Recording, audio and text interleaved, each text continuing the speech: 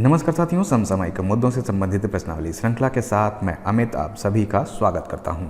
आज है 26 मई 2020 और आज के हमारे प्रश्न किन मुद्दों पर आधारित हैं, आइए सबसे पहले एक नज़र डालते हैं।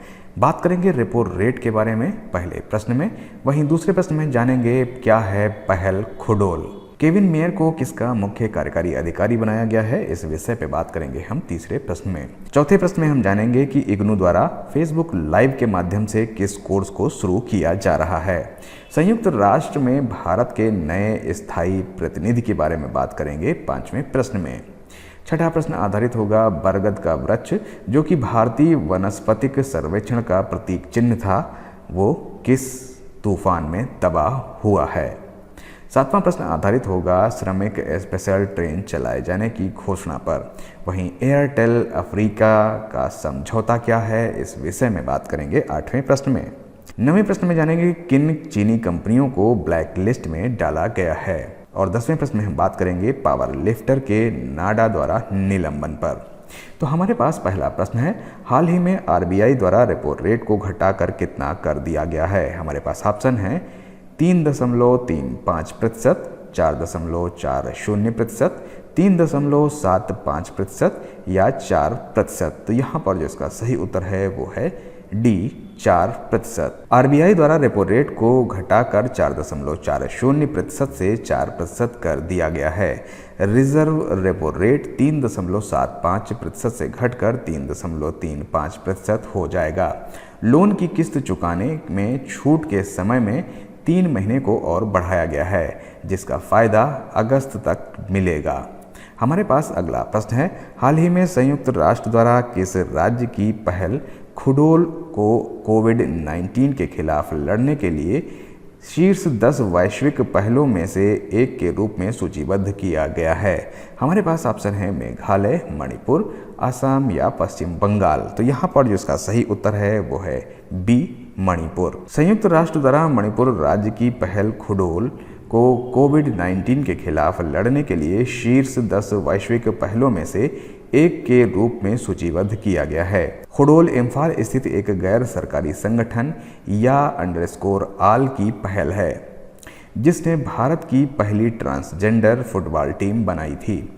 यह पहल LGBTQI समुदाय, HIV, दैनिक मजदूरी करने वाले बच्चों और किशोर लोगों के भोजन, स्वास्थ्य और स्वच्छता को सुनिश्चित करने पर जोर देती है। हमारे पास अगला प्रश्न है, केविन मेयर निम्नलिखित में से किसके मुख्य कार्यकारी अधिकारी होंगे। हमारे पास ऑप्शन है ट्विटर, व्हाट्सएप, फेसबुक या टिकटॉक। तो यहाँ पर जो इसका सही उत्तर है वो है डी टिकटॉक। केविन मेयर जो कि डिज्नी स्ट्रीमिंग के प्रमुख थे, अपने पद से इस्तीफा दे दिया है। अब वे टिकटॉक के मुख्य कार्यकारी अधिकारी होंगे। बाइट डांस के स्वामित्व वाले टिकटॉक में मेयर का कार्य बाइट डांस का वैश्विक स्तर पर विकास करना है। हमारे पास अगला प्रश्न है, हाल ही में मानव संसाधन विकास मंत्रालय द्वारा इग्नू यानी कि इंदिरा गांधी राष्ट्रीय मुक्त विश्वविद्यालय के किस कोर्स को फेसबुक लाइव सत्र के माध्यम से शुरू किया गया है।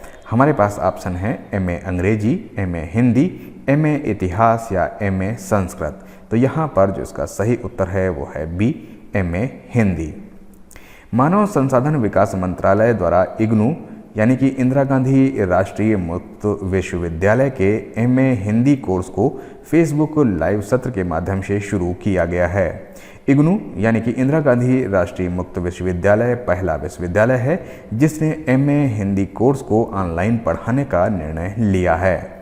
हमारे पास अगला प्रश्न है, हाल ही में संयुक्त राष्ट्र में भारत के नए स्थायी प्रतिनिधि के रूप में किसने पदभार ग्रहण किया है। हमारे पास ऑप्शन है हर्षवर्धन श्रृंगला, विजय केशव गोखले, TS त्रिमूर्ति या अशोक राय। तो यहाँ पर जिसका सही उत्तर है वो है सी TS त्रिमूर्ति। TS त्रिमूर्ति ने संयुक्त राष्ट्र में भारत के नए स्थायी प्रतिनिधि के रूप में पदभार ग्रहण किया है। 1985 बैच के IFS अधिकारी TS त्रिमूर्ति राजदूत सैयद अकबरुद्दीन का स्थान लेंगे। हमारे पास अगला प्रश्न है, हाल ही में आए तूफान अम्फन के कारण कोलकाता में कितने वर्ष पुराना बरगद का वृक्ष उखड़ गया है जो भारतीय वानस्पतिक सर्वेक्षण का प्रतीक चिन्ह था। हमारे पास ऑप्शन है 100 वर्ष, 200 वर्ष, 270 वर्ष या 300 वर्ष? तो यहाँ पर जो इसका सही उत्तर है वो है सी, 270 वर्ष। हाल ही में आए तूफान एम्फान के कारण कोलकाता में 270 वर्ष पुराना बरगद का वृक्ष उखड़ गया है, जो भारतीय वानस्पतिक सर्वेक्षण का प्रतीक चिन्ह था। यह वृक्ष हावड़ा स्थित भारतीय वनस्पतिक उद्यान में लगा था, जिसकी जड़ें 4.67 एकड़ में फैली हुई थीं, जो अब तक 2 बड़े तूफान झेल चुका था। हमारे पास अगला प्रश्न है, भारतीय रेलवे द्वारा अगले 10 दिनों में और कितने श्रमिक स्पेशल ट्रेनें चलाए जाने की घोषणा की गई है? हमारे पास ऑप्शन है 500, 1000, 2500 या 2600। तो यहाँ पर जो इसका सही उत्तर है वो है डी, 2600। भारतीय रेलवे द्वारा अगले 10 दिनों में 2600 श्रमिक स्पेशल ट्रेनें चलाए जाने की घोषणा की गई है। इसके माध्यम से 36 लाख से अधिक यात्रियों को उनकी मंजिल तक पहुंचाया जाएगा। 12 मई से रेलवे द्वारा 15 राजधानी एक्सप्रेस स्पेशल ट्रेनें भी चलाई गई हैं। हमारे पास अगला प्रश्न है, हाल ही में एयरटेल अफ्रीका ने कोविड-19 से प्रभावित बच्चों और परिवारों की सहायता के लिए निम्न में से किसके साथ समझौता किया है? हमारे पास ऑप्शन है विश्व बैंक, यूनिसेफ, विश्व स्वास्थ्य संगठन, अंतर्राष्ट्रीय मुद्रा कोष। तो यहाँ पर जो इसका सही उत्तर है वो है बी, यूनिसेफ के साथ में। एयरटेल अफ्रीका ने कोविड-19 से प्रभावित बच्चों और परिवारों की सहायता के लिए यूनिसेफ के साथ समझौता किया है। इस समझौते का उद्देश्य बच्चों को दूरस्थ शिक्षा तक पहुंच प्रदान करना और मोबाइल नकद हस्तांतरण के माध्यम से उनके परिवारों तक नगद सहायता पहुंचाना है। यूनिसेफ और एयरटेल अफ्रीका द्वारा मोबाइल तकनीक का उपयोग लगभग 133 मिलियन स्कूली बच्चों को लाभान्वित करने के लिए किया जाएगा। हमारे पास अगला प्रश्न है, हाल ही में अमेरिका ने कितनी चीनी कंपनियों को ब्लैक लिस्ट में डाल दिया है? हमारे पास ऑप्शन है 23, 25, 33 और 40। तो यहाँ पर जो इसका सही उत्तर है वो है सी, 33। अमेरिका ने 33 कंपनियों को ब्लैक लिस्ट में डाल दिया है। ट्रंप सरकार के अनुसार यह कार्रवाई चीन में अल्पसंख्यक उइगर मुसलमानों की जासूसी में बीजिंग की मदद करने या विनाशकारी हथियारों और चीनी सेना से संबंध रखने के चलते की गई है।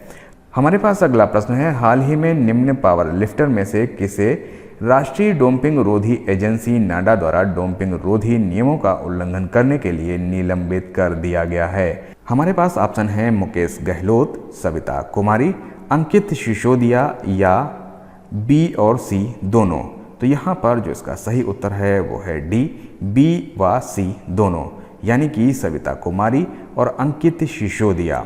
पावर लिफ्टर सविता कुमारी एवं अंकित सिसोदिया को राष्ट्रीय डोपिंग रोधी एजेंसी नाडा द्वारा डोपिंग रोधी नियमों का उल्लंघन करने के लिए निलंबित कर दिया गया है। राष्ट्रीय डोपिंग रोधी एजेंसी भारत सरकार द्वारा स्थापित की गई थी, जिसका उद्देश्य भारत के लिए स्वतंत्र एंटी डोपिंग संगठन के रूप में कार्य करना है, जिससे कि खेलों को डोप मुक्त किया जा सके। राष्ट्रीय डोपिंग रोधी एजेंसी के महानिदेशक नवीन अग्रवाल हैं। तो ये थे आज के हमारे समसामयिक मुद्दों से संबंधित 10 प्रश्न। मिलते हैं कल नए 10 प्रश्नों की श्रृंखला के साथ। तब तक के लिए मुझे दीजिए इजाज़त। नमस्कार, धन्यवाद।